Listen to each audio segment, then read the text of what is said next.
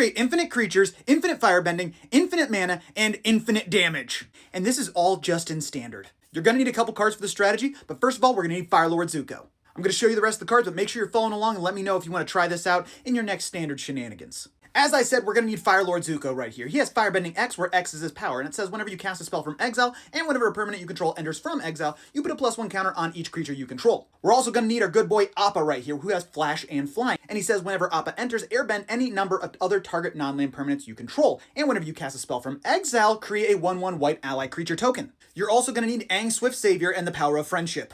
He has Flash and Flying, and whenever he enters, he can also airbend up to one other target creature or spell. Now, the big thing to realize is with airbend, you can then cast that spell for only 2 mana afterwards. You're also going to need Sib-Sig Ceremony, which says creature spells you cast cost 2 less to cast. This is going to affect the cost of casting something from exile with airbending. Now, it also says whenever a creature you control enters, if you cast it, destroy that creature, then create a 2/2 black zombie druid creature token. It's okay, we're going to get around that.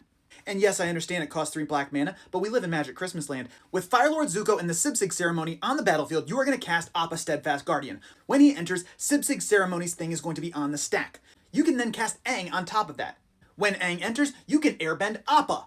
Appa's going to go away. You can then cast Appa with Flash right back in. And you're going to keep on casting Aang and Appa on top of each other back and forth for free because creature spells cost 2 less to cast. Every time you do that, you're going to be able to put a +1 counter on every creature you control.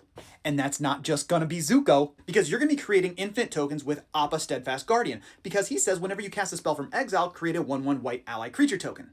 So eventually, you're going to have an infinitely big Firelord Zuko and an infinitely big army of ally creature tokens. You can attack and create an infinite amount of firebending mana.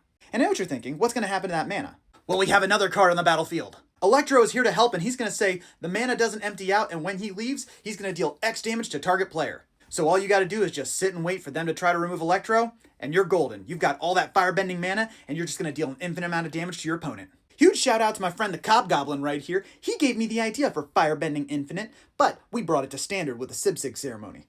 Make sure you give it a follow, and let me know what you guys think in the comments. Follow on for more. Cheers.